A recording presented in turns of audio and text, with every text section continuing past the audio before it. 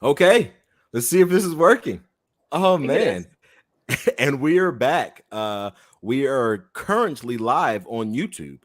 We have not broadcast any of this out. So if you are a subscriber or a listener and you're upset that you don't get to see our faces and interact with us live on YouTube, um, I am sorry. No, probably what could happen is if you subscribed on YouTube, then you would get a notification that says, "Hey, Civil Discord has gone live on YouTube," and you can click the button and follow the link and watch us live. But if you haven't done that, then you are definitely going to watch us at a later date. But it is what it is. Welcome back to another episode of Civil Discord. I will not deprive my listeners of that. Your weekly dose of radical curiosity. I am one of your hosts out here in the People's Republic of Texas, where golly, it is hot. Oh my God, it's hot. It is miserable. It is hot in my house. It is hot everywhere. It sucks. And I don't know how to fix this other than telling the great man upstairs, God, hey, I need you to turn the AC on a little bit or let it rain or something like that. But I am one of your hosts, the notorious BLG, aka Maurice Jones, again out here in the People's Republic of Texas. And with me, as always, here more often than I am, is Amanda out there in the People's Republic of California. She is the supreme overlord of liberty, Amanda Ajax the Griff. Amanda, how's it going today? It's going well. I've learned that I can double fist water bottles. So I mean that's my life anyhow, but it's especially my life over the summer. I have two of exactly the same water bottle, and we're just like going. Yeah, no, things are good. I'm excited for Prime Day. I don't know if you know this, is Prime Day is coming up. Amazon Prime Day is coming up in a couple of days. I just get so excited. I want a Prime Day advent calendar. I want to go all out. So when they start selling those, let me know because I want one. So For other than sure. that, pumped. So, for those of you guys who've listened for a while, I recently moved and we had a fiasco. This ties into Prime Day. We had a huge fiasco about furniture, and needless to say, in my humbleness, in all humility, I should say, decided to get very upset with the lady at Amazon because of how they refunded me my money. And Oh, I don't know if you guys know this, but furniture is very expensive. And when you yeah. order bedroom furniture, you're talking all of the bed stuff, you're talking nightstands, you're talking dressers and all that stuff. Which, I mean, if you're ordering on something, I mean, it's close to about $3,000-4,000 for a decent bedroom set, which we ordered. And they refunded me my money. They refunded me partial part of it onto an Amazon gift card. So I Oh, had, yeah, they're yeah. supposed to ask you about that. They're supposed to Yeah, like I know, confirm. right? Oh, And I wow. exactly, and I specifically said, "Hey, I need to make sure that this goes back to this card, not to an Amazon gift card, mainly because the total was close to about $1,300. I don't spend $1,300 at Amazon. Like, I'm just going to be real. I don't spend $1,300 at Amazon. Needless to say, they refunded it back to the gift card, and I called on Father's Day and was like, "Hey, are we? Can I get this back?" And they said, "Sorry, no, and you can't speak to my manager." And I was like, "Okay, whatever." So we had, and I say had is in past tense, about $1,300 of a gift card to you to spend on at Amazon. I was like, man, I wonder if this is going to last me till Prime Day. Well, I unfortunately, I have a wife. I love my wife. We just celebrated 3 years, so there's nothing unfortunate about that.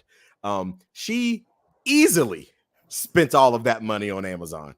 So Yeah, yeah. we have a little bit of money left for Prime Day, but I am excited for Prime Day as well too. I get excited every single time it rolls around because I know that one, my Prime membership is about to is about to go over, so I know I make sure I'm budgeting for that. And two, there are some pretty decent deals, especially Great if deals. you are if you're moving somewhere. Hey, you can buy some electronics things or whatnot. There's some good discounts and things of that nature. And hey, I know we're live, but we have a viewer. We have one viewer, and I'm so excited about that. Whoever is out there in Oh YouTube gosh. land, welcome. We are here. It is Magoo, Oh Mr. my Magoo. gosh. Hey, I love it. I love it. I love it.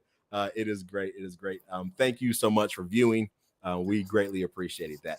But ready for Prime Day. Prime Day is actually in a couple of days. You have your pre-Prime Day stuff going on.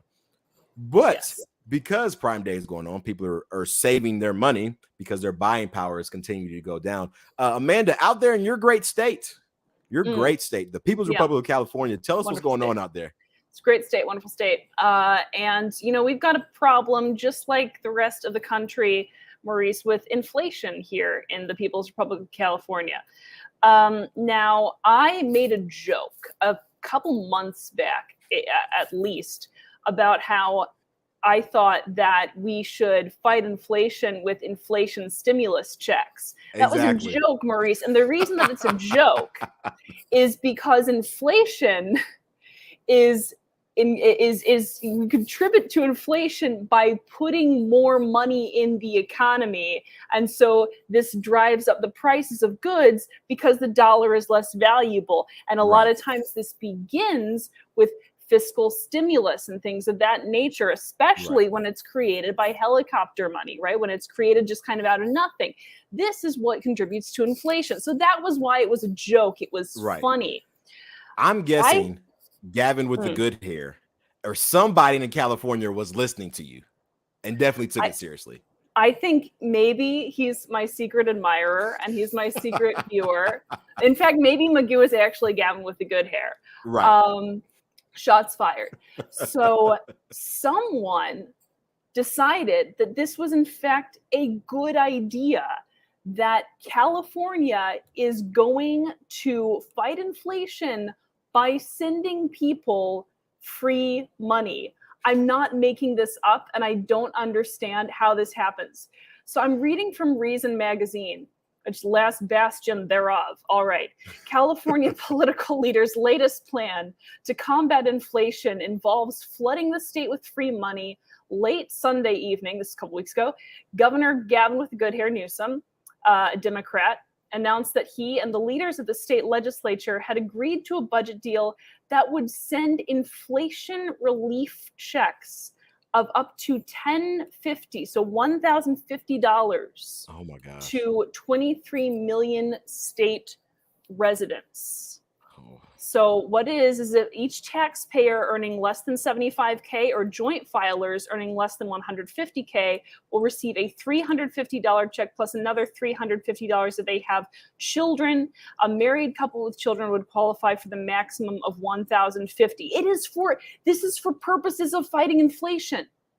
This is for who is on this man's payroll. Anyhow, so California first in the nation to do inflation stimulus checks.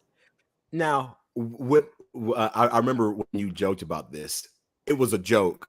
In my mind, I was literally thinking somebody is going to do this. Somebody is going to think that this is a smart idea, mainly because I do not live in an echo chamber when it comes to TikTok. And I see people on TikTok talking about, hey, Joe Biden, run me my money. Like all kinds of things, in their new age lingo, as far as, and when somebody says run me my money, what's that?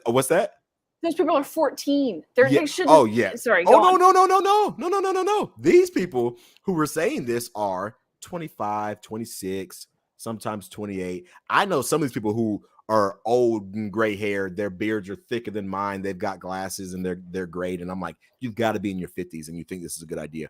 But living in those in that non-echo chamber, I literally saw that and was like, I know for a fact that some politician somewhere is going to think that this is a great idea to give more money to people because of inflation. Now, I will say this. I will say I don't think California will have as big of an impact on overall inflation because of them giving people stimulus checks as, let's say, the entire federal government doing so. But we'll just suffer here. Exactly. Those people out there in California, unfortunately, Amanda, will see a slight jump up, depending on how much money is actually given out and so forth. Like, I don't want to be speaking in hyperbole here, but your gas, that is it over $10? It's not over $10 yet. They haven't had to add like an extra digit to to the Marquee, yes. Marquee, yes. I could wager to say that if this were to go into effect, you would see gas maybe push over $10 a gallon. Possibly, maybe. I don't know. It's all just speculation here. But to those who are here and listening, Gavin with the good hair, anybody else out there in the People's Republic of California that thinks that this is a good idea, this is why we're in this situation in the first place. This is one of the main reasons why we are in this situation in the first place. Is I don't know if you remember, but roughly about 2 years ago, the government decided to start giving out money to everybody. And you had people who were pretty intelligent saying this is not a good idea because of the velocity of money and the amount of money that you were printing and putting into people's hands, and the fact that you are keeping them from working. So they're having to use this money to pay for things such as goods and commodities, goods and services, things of that nature, is going to cause inflation to increase. And Nostradamus Jones over here has been talking about this for the past year.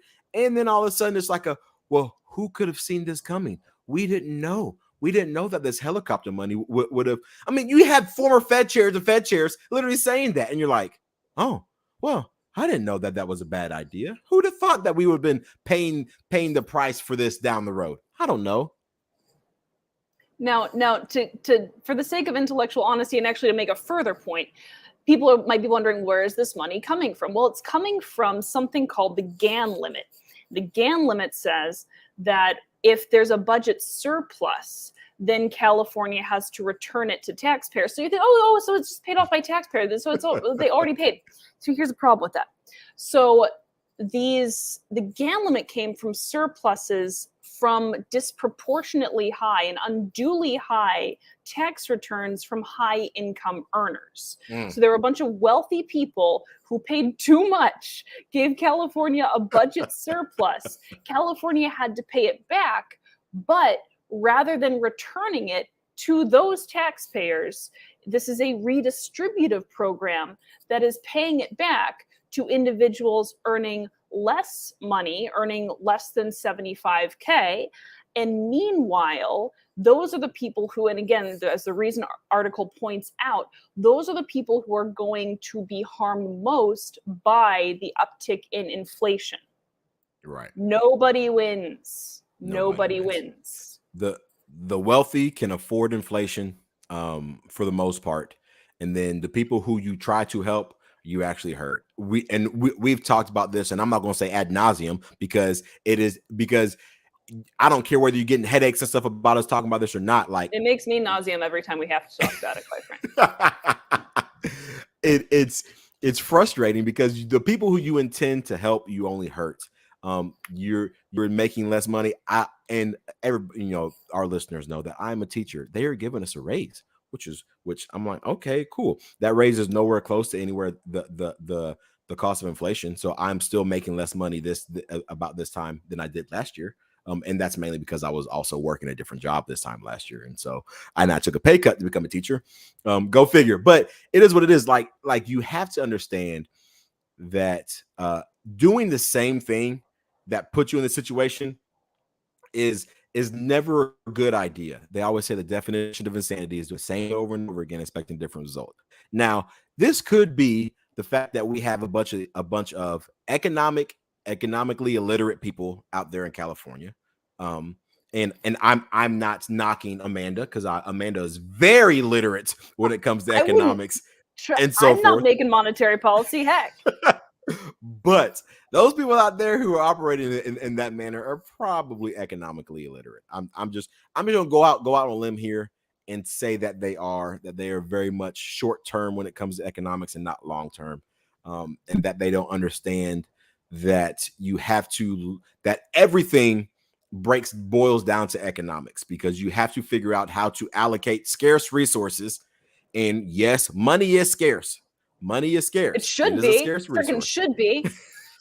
Now, according to the Fed and the federal government, it is not a scarce resource. You can just create it out of thin air. But money is a scarce resource that you have to understand is you cannot create things out of thin air. There has to be something that's backing it. There has to be some value within it. And when you're just handing dollars out willy-nilly to any and everybody down the street that you deem needs it, that does nothing but hurt hurts everybody in the long run.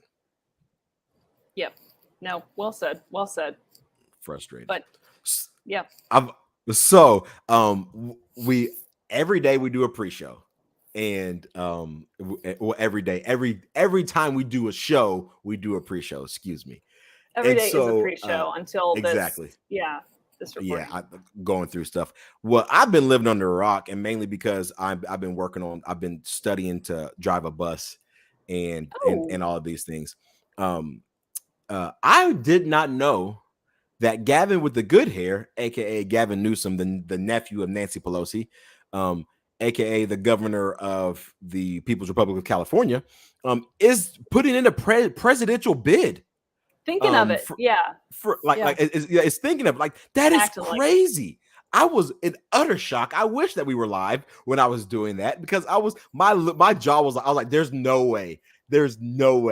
And of course, in our notes we have Gavin with the good hair versus Ron DeSantis, because it is presumed that Ron DeSantis may be getting the Republican nominee for the presidential election in 2024 if Donald Trump does not decide to run. I feel like if Donald Trump runs, he is getting that Republican that Republican nomination. I don't know why. I don't know how. I just feel like whatever polls that these people are taking are taking show that Donald Trump is like 70. People were saying 74% of people would vote for him. Now I don't know how true these polls are, but name wreck, right? Like you're gonna, of course, you know him. Yeah, it is crazy. But Gavin with the good hair versus Ron DeSantis, that would be an interesting matchup that I'd love to see on Celebrity Deathmatch or in a presidential election. Either one works for me.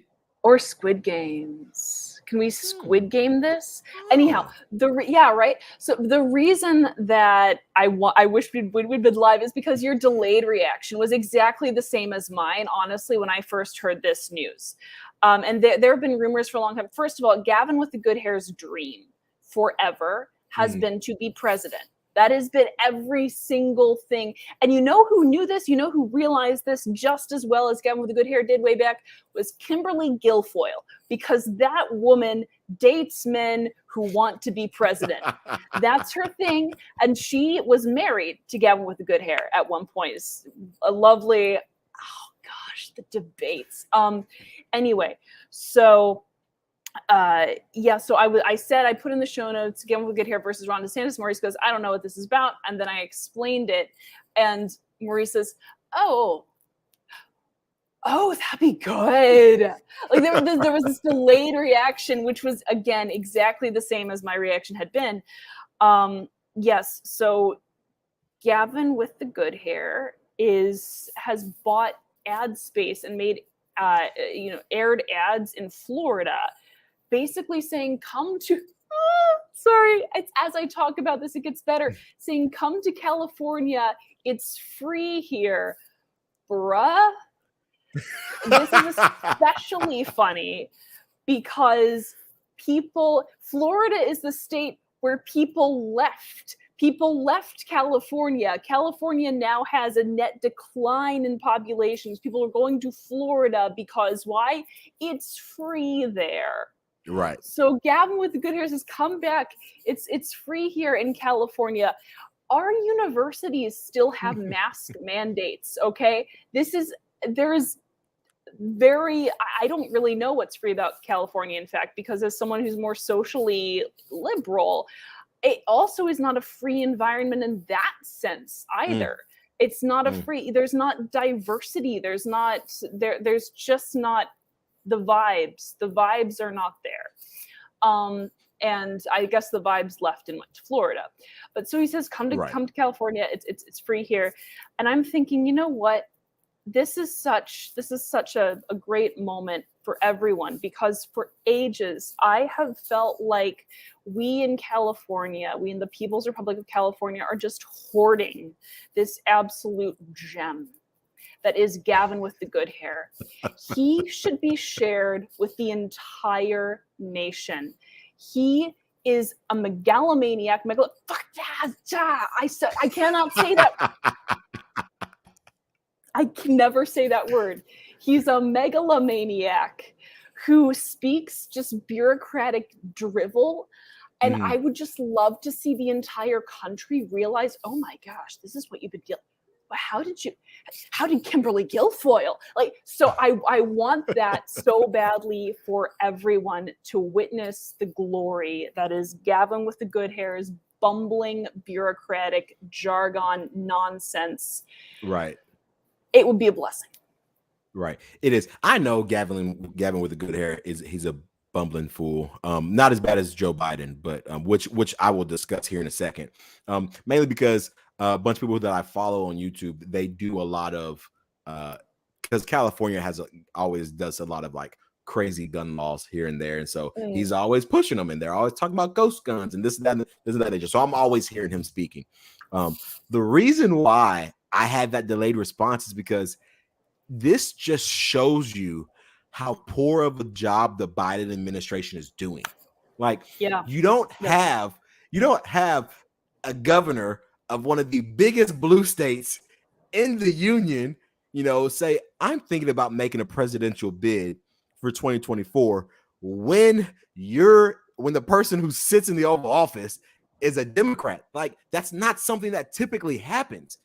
Like, it shows there could be a number of options with it, but it could be one, everybody sees that the Joe Biden administration has not been doing well for these past 2 years, and that it is all literally just a show. It could also mean, which is probably not as likely, that there's a bit of a rift in the Democratic Party, because you have somebody who's so prominent in the Democratic Party, putting up a presidential bid against, because you would assume that, hey, he's only been president for 1 year, that he would want to be reelected. Like, that is an assumption that most incumbents have. Like, if I'm up for reelection, like if I have a chance to be president for 4 more years, nobody big is going to run against me. You may have a small, Bernie Sanders against Barack Obama type thing here or there, but it's not going to be, something big and huge like a Gavin Newsom versus a Joe Biden. That's not going to be the thing. And so it's interesting because AOC was on a late night show of about a week or so ago, and I think it was Stephen Colbert was asking her if she was running for president 2024.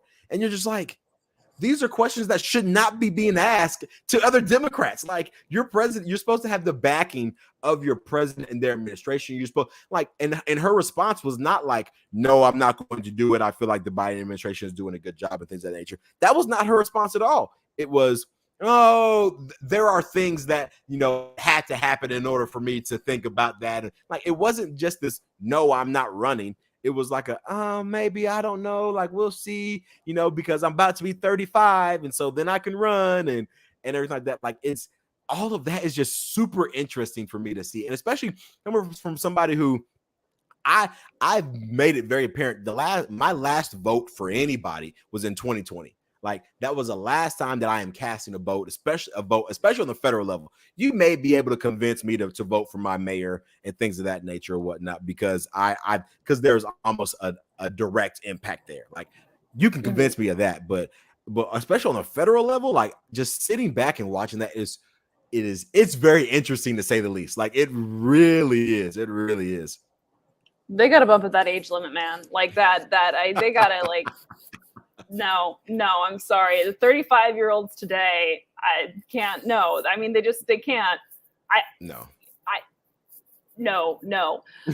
But no. So what you're saying, yeah, it's very true, and this is actually something that I was talking about just a little while ago with my parents. Is that I really think that the conversations between various Dem operatives and Jill Biden, Dr. Jill Biden, Professor Dr. Jill, best doctor in America, aside from, right. Those conversations need to be happening now, because he strikes me as getting a little bit more belligerent. And this is from various stories that are told about like the way that he sort of reacts to things and meetings and reacts to having quotes walked back. And then also kind of the way that he has occasional little outbursts during press conferences. Now, again, Donald Trump, he's got nothing on Donald Trump in terms of belligerence. But the issue here is that belligerence and increased belligerence can often be a sign when one is getting very old of issues happening. And so I worry about him just kind of refusing not to run and not to pursue a second term. And that, I think, is something that nobody wants to have to deal with, because you don't want to have to tell the president, sir, I mean, come on. Right. So those conversations need to be happening now. But it is interesting seeing people kind of try to throw their hat in the ring. I really don't want another Joe Biden, Donald Trump mashup. I so do not. I so do not. So yeah, I was thinking, if you had to pick, I guess, a Republican, a known Republican, with some name rec, some degree of name rec, to run and to win the primary, and then a known Democrat with some degree of name rec to win the primary, who'd your picks be? Oh man, like likelihood to win, or like any like Republicans go wherever you want to go with this. Go both. So yes, if I'm going to go Republicans who I think can win, I would go Ron DeSantis.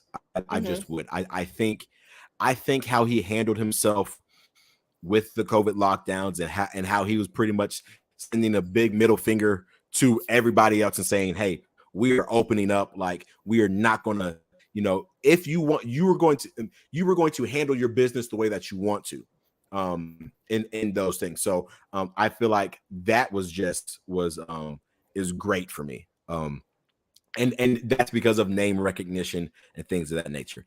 The person somebody who I think would be great, at least for me, in my views of liberty and who's got an R next to the name, are either Rand Paul or Thomas Massie. Like, those are they are bigger names, so a lot of people know them. I don't think there's a likelihood of them actually winning the nomination, but I feel like they would be better as far as things that I like to see. And then on the Democratic side, somebody who I would like to see win, and the way that I go about this is because I think that they would get absolutely destroyed, would be somebody from the I don't even know what they called themselves way back when. But it would probably be somebody like an AOC, somebody who is so far left that it would be an absolute landslide as far as them winning, to the point to where everybody, even a Democrat, would be like, okay, there's no way that this person can win. So if there is any, let's quote unquote ballot fixing or stealing of the election, it is very apparent because nobody wants to see this person win outside of their district in New York. Like, if I was a betting man, because even Bernie Sanders, like, there's a reason why the Democratic Party does not want him to win a primary, and it's because they know that on a national level, he is going to split the party, and you have Democrats who are not going to vote for him because of his views on specific things, and so they would either not vote R, or whatever the case may be. But if best case scenario for me, what likelihood, I think Ron DeSantis is going to get in there, and I think the Joe Biden administration has done such a horrible job of playing of having a great PR to figure out how to mitigate all the damage that has been caused via COVID. And I'm being honest, like, a lot of this stuff, like this inflation and things of that nature, is not necessarily Joe Biden's fault. Like, right. I mean, because all this money printing and things happened under Donald Trump. So he's like a babbling idiot a lot of times, where he does some things. And one of the things that reminded me of, if you've seen Anchorman, you don't put anything on the teleprompter because Ron Burgundy is going to read it. Well, same thing happened with Joe Biden. Yeah, he read end of quote, repeat the line. Like, on the teleprompter as he's talking about women, women voting and things of that nature. He goes, end of quote, repeat the line. Oh dear. Yeah. Oh, and it's so bad. It is so bad. And so I don't think anybody can withstand the damage that has been done by this Biden administration. And I could be wrong. The midterms could prove me absolutely wrong. Like I don't know. I don't think that they will, but they could. And I'm not going to say that I'm going to eat anything on air or whatnot if they do prove me wrong, like some people did. GML, eat their words. But I think Joe Biden has done the Biden administration has done such a bad job on so many fronts when it comes to this that whoever is going to run in 2024 is going to have a lot of work ahead of them in order to convince Americans to actually vote for them in their said in the electoral college and so forth. What about you? Who are your go-tos? Well, so I learned my lesson with Donald Trump in terms of like never assume that, oh, well, this person should run because it would just be hilarious and never get elected. Because you know what? Jon Stewart looked directly into the camera back before Donald Trump ran for president when he was just toying with it. And Jon Stewart for at least 2 minutes begged Donald Trump to run for president. Yes. So you can blame. Thank you, Jay Stu. Thanks, Stu Beef.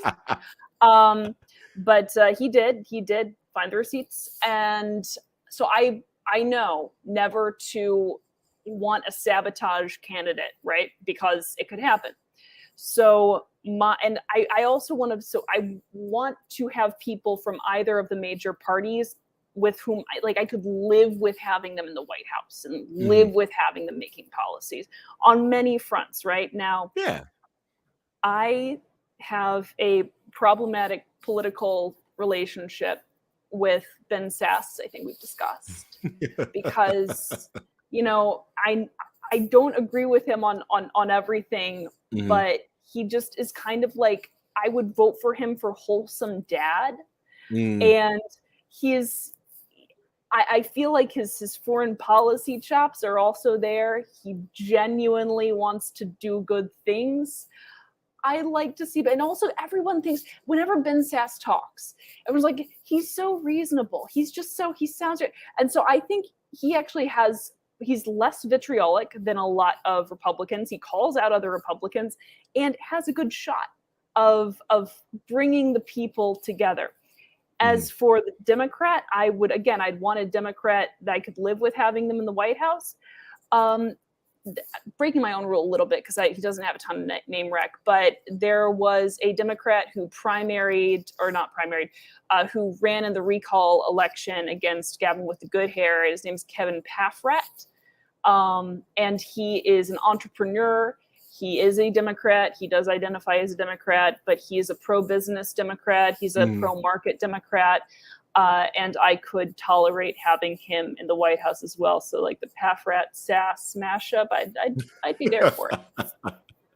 I'd be there for it too. I would be. It again, it's just interesting to watch, especially somebody who doesn't have a horse in the race. We are going to see how things pan out. But again, I could be completely and utterly wrong. In the midterms could prove me completely and utterly wrong. And then I will say, please, ALC, do not run for president. Please, I think oh my gosh, Senator West Virginia, Joe Manchin. Yes, Joe Manchin. I could live with that. Like, and by live, I mean like I think he's got smart enough head on his shoulders to realize that he's got to play both sides in order for things to get done, because he has to do it in his own state. So I could live with that as well too. But when it comes to politicians, they are few and far between the people who I actually want to see be in the Oval Office and write executive orders and all of that stuff. But nonetheless, moving on, there is something that somebody in our Discord, our not GML our Discord. Yes, and the GML Discord, the Discord that Amanda and I are both a part of, posted about just a nice little discussion about Oregon, and Oregon, because they, I guess you could say, they decriminalized what was it? Is it heroin? All the drugs, this Yes, is great. Oregon, they did. Go ahead. yeah, Oregon is now. So this is my favorite thing about Oregon is you can't pump your own gas, but you can shoot your own heroin. I want that on a billboard when I'm coming into the state of Oregon. Going to visit the Oregon Caves. When I visit the Multnomah Falls, I want to see that. Can't pump your own gas, can shoot your own heroin. Yes, in Oregon. So he posted it just kind of discussing that there's actually been an increase. Excuse me. There's been an increase in overdoses, and just kind of talking about the libertarian principle and what like letting adults do what they want to do with their bodies and things of that nature. And but is there something that we should do to prevent adults from killing themselves because of this, because of they don't know what's best for themselves? And again, I'm not saying I'm not. This is not anything that that he is saying like verbatim. I'm just kind of, there's just a general question about it. Like, at what point should we say, "Hey, this is not good for you. Maybe we should do something different about it"? Well, so I'll read his post, right? And this is our. I asked if we could do this. This is user JoeR in the Good Morning Liberty, and I said I won't say that you're dumb, and he requested specifically that the episode or at least the segment be titled "JoeR is dumb." So officially, this segment is called "JoeR is dumb," and this is what JoeR wrote. He says, Oregon passed the law decriminalizing the use of most drugs in small amounts. I looked forward to this law to see what would happen, since this is a core libertarian principle. Let adults do what they want to their body without affecting others. But the results aren't good. National OD death rate is increasing 15%. I looked at that. That's 12.5% per the CDC. I don't know if those are different projections. Oregon's OD rate increased 41%. Per the CDC, that's 28.32%. I will point out now that is fairly on par with surrounding states, and as we'll get into, possibly due to consequences of heavier COVID-19 policies. 1/5 of adults are addicted. I didn't know what the source for that was. Drug treatment access dropped to 50th in the nation. 18% of people, I'm guessing, who are addicted, not 18% of Oregonians need assistance and can't receive it. So these results seem to call into question the libertarian principles. I was also interested in the optics and how to address that if you're pushing for these libertarian principles and run up against these types of results. I think that's a really great question. And so a couple things that I would point out right away, as I already did, when you look at that per capita OD rate for Oregon, that is roughly on par with what we've seen in Washington. That is roughly on par with what we've seen in California. So it seems like the access to drugs hasn't so much changed regionally, or hasn't changed things regionally speaking. Maurice just dropped out, and I'm just going to keep on going. I'm just going to keep on talking. So, and it is interesting. I was looking at Oregon counties, and it seems as though those Oregon counties that were most stringent with regard to their COVID-19 measures and their COVID-19 restrictions, those are also the counties where you have higher per capita OD rates. And this is something that is no secret with lockdowns and with prohibitions and people being cooped up. Those areas where that was most in play, those are areas that saw the biggest surge in mental health issues and drug overdoses around the country. So it's no surprise that Oregon counties have that same problem as well. I also will point out that this is a couple years after the passage of this Decriminalization Act. Generally, after prohibition laws are lifted, there is a spike in use before it goes down again. We saw this with the lifting of prohibition, or the repealing of prohibition. We actually saw this with abortion as well. And honest legalization advocates will acknowledge this, and that they should. They should acknowledge that. Also, another thing that's interesting is I was looking at a US News article. They say that the ballot measure redirected millions of dollars in tax revenue from the state's legal marijuana industry to treatment. Okay. But applications for funding stacked up after state officials underestimated the work required to vet them and get the money out the door. Officials testified Thursday before the House Interim Committee on Behavioral Health. Only a tiny fraction of the funds has been sent. So again, these were funds that were already part of tax revenue. This wasn't helicopter money. It wasn't additional taxes. So it sounds like the problem is government inefficiency and possibly an overhead problem. It sounds like the problem is how facilities and providers request funding. How do we streamline it? And I also think, maybe you apportion the funding prior to the implementation of the law with additional funding applications accepted afterwards. So you're making sure that a given percentage of the available funds at the time of passage has been apportioned by the date the law is designed to go into effect. That would be one of my potential solutions there. But yeah, it was interesting to look into, and I think again, it's too early to tell, and it seems like what problems have existed are a lot of it the result of overhead and inefficiency and bad policies around the country. Right. And sorry, I know I had to leave and come back thanks to the lovely internet that or place that I am in my house. But when I saw this way back when, I was like, hey, kudos to Oregon. Like, they're allowing people to do whatever they want in that thing. And I with the understanding of kind of what you've already mentioned, is I was expecting that things would go up, like that the usage would go up. Why? Mainly because you're actually monitoring things. Like it's because it's now decriminalized. It's not as, I don't want to say frowned upon by society, because it is. It's not as kind of like taboo to say, hey, yes, like I'm partaking in this, or people may want to, like, okay, like it's like okay, hey, like here it is, I'm having a party, and now there's something here, instead of me doing it under the guise of, hey, I'm just going to the bathroom. It's just like, okay, hey, here we are, kind of thing. And so you see that because people now have this freedom to kind of do what they would like, and with that freedom, they don't know the boundaries that their own freedom allows for their specific bodies. And so you can expect an increase with that. I mean, just like you said, with a lot of things. I mean, as soon as you as soon as one thing becomes legal or illegal, I mean, we see this all the time when it comes to specific things as firearms. When something is about to be deemed as illegal, there's a spike as far as purchases go, or hey, when something is deemed as,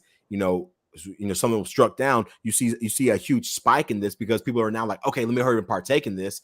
Either, hey, this just got on the map, or hey, this is about to go away, so let me go ahead and do all these things. Because you could argue that if they say, hey, on the next ballot, we're going to vote to criminalize these things again, that there would be an increase there too, because hey, I need to hurry up and get all my stuff, get ready for, I need to smoke it all up or inject it all, because I don't want to be caught with these illegal substances anymore. I mean, so there's that kind of argument, and now I'm not saying that is a valid argument, but that's something that is there, and there's a lot of variables that go into this. I mean, kind of like you said, kind of like you talked about, COVID lockdowns, the Northwest. I mean, my goodness, like talk about lockdowns. I've got family in Washington. I've got friends and family in Oregon. Like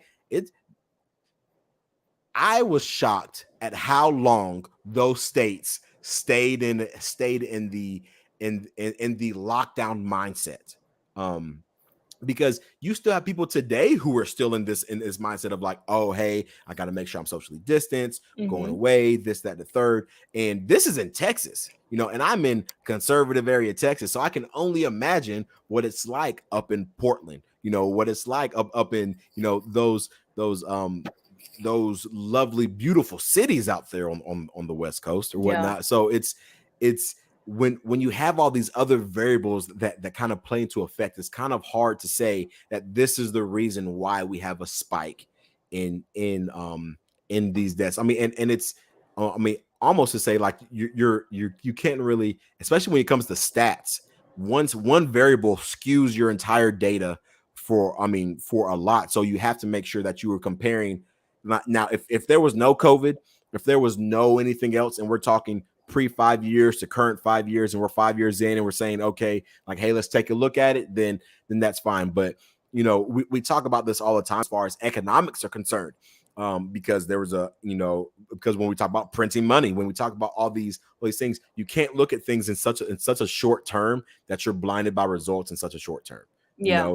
People say this all the time when it comes to their excuse for the vaccine. I don't know the long-term effects. It's just like, okay, so that being said, we don't know the long-term effects of said laws going into it. And I don't think JoeR is dumb. I don't either, but it's just the name of the segment. Thank you for the segment orders. name. Yeah, though. I do appreciate it. But I mean, and these are valid, very much valid so. points to put up, because as a libertarian, one of the things that you always want to do, and this is why I love being in libertarian circles, not necessarily as far as echo chambers, but libertarians are the best at steel manning other libertarians' arguments, because they've got to. Yes, because they're always like, because you're always like, oh, well, that's bad. Well, that's bad. And so because we're always thinking about different aspects of okay, what is the cause and effect of this specific policy versus this one versus this one versus this one. And I mean, because that's why we talk about, like, in Ancapistan, that is my utopia. It's not a utopia, because there are people who are going to act in their own selfish interest and infringe upon somebody else. Okay, so, I mean, and so, but libertarians know and understand that.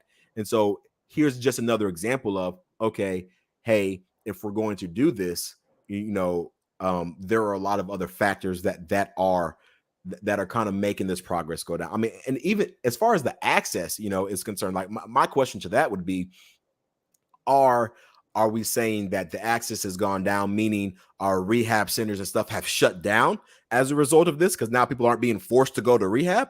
Or are we saying that we haven't had as many, the market hasn't opened up any more centers for people to access? Because, or maybe it's you're having these people who can't afford to go to a rehab center because it's way out off in the hills, and they can't afford to drive out there and spend 3 weeks off of work to sit in a rehab center to get off of these things. So there are a lot of different factors that could play as far as the type of access that people have, as far as to get off of and to not OD on these specific drugs. You bring up a great point. And when everything's shut down, as it's been until super recently in Oregon, and maybe even certain areas might still be, how much help are you going to get? Like, how much help from remote therapy are you going to get? How much help from reduced treatment center capacity because of reduced or capacity limits, just ordinarily, or not ordinarily, but over the course of the pandemic? How much is that going to play a role? And it really is going to play a role a lot, especially when, again, like I said, you do have, this is a new thing, and people are going to oftentimes increase their consumption after prohibitions on something are lifted, if they're already consuming that substance, right? But it's a very important thing to talk about, and it's a very important thing to be honest about and brief people about, again, prior to all of this happening, not just to have the resources in place, but to prep people mentally for what might happen in the very short term. Right. So it is very interesting. I mean, and it's a great conversation to always have. Like and again, and I know I said this before, which is why I love libertarians as far as having conversations, because most libertarians, at least the ones who I like to surround myself with, are not afraid to have these conversations. They're not afraid to have somebody poke holes in their arguments, to say, okay, like here we go. Like, that's why I'm not afraid to say, yeah, I feel like the secession is probably the best answer to this. And I'm not afraid to say that to Amanda, knowing that she doesn't agree and that she's going to poke holes in my arguments. Like, of course, I'm not afraid to say that at all, because what it does is it allows me to, it allows it allows me to steel man what I have to say, and allows me to think of things that maybe I would have never have thought of. You know, like, okay, well, how would we, if Texas did secede, like, how would this trade work? Like, how would, you know, protection of borders, or let's say armies or things of that nature, how would that necessarily work? And I get all of that. And so all of these things, it's crazy. That's why you get people who, that's why libertarians get so mad at that. Well, who's going to pay for the roads argument? It's just like, do you not think that we have these conversations to just say, oh, well, what about the roads? What about the roads? Like, it is crazy. So as libertarians, we strive to still man our arguments. We look at things like this to say, hey, does our philosophy actually work in the real world? And granted, these, I am not praising overdoses at all. I'm very straight laced. I don't smoke. I don't do any drugs. Like, I drink alcohol, and every now and again I will have a smoke of a cigar. Like, we talked about that on our last episode. Like, every now and again I will, but you guys notice, like, I don't use foul language. You don't even swear. Exactly. Like, yes, I don't. So it's one of those things of like, I'm not saying that, oh yeah, like, people are, it's a good thing that people are overdosing. Like, no, it's not what I'm saying at all. But what I am saying is if you don't hurt people, don't take their stuff. Even if this philosophy was through and through, people would know that overdosing on specific drugs affects people around them. And so they think like, okay, I don't want to hurt, on a deeper level, I don't want to hurt my wife, so I want to make sure that I do everything in my power to make sure I live as long as I can to provide for her and my future kids. Like these are things that libertarians actually think about and know and understand. And this is, and I'm not trying to get into the little soapbox, but this is what has actually made me become mainly, first and foremost, it has definitely been my faith. I'm not going to say that's not, but this is one of the things that has truly made me become a better person, because I'm like, okay, how does what I do, how is this going to affect somebody else? Because if this affects them in a negative way, whether it's my neighbors, whether it's me personally, whether it's my wife, whether it's my future children, whatever, however that works, it's okay, I have the potential to hurt them because of these actions. So I'm going to refrain from this in this specific light. And when you think about things on that deeper level, then you truly get to a point of, okay, these things start to go down. Because like Ron Paul said, if heroin is legal across the entire United States tomorrow, most people are not going to go out and do heroin. Like, I'm not. I'm just being real. Like, it's because people know the effects of it. Now, granted, things could get better because people are like, okay, now that it's decriminalized, like, I can make it better to be able to, hey, maybe I can test it this way and test it that way to test different levels to make it more safe for people to consume. But still, nonetheless, like, I'm not going out and going to do heroin. Like, I'm just not.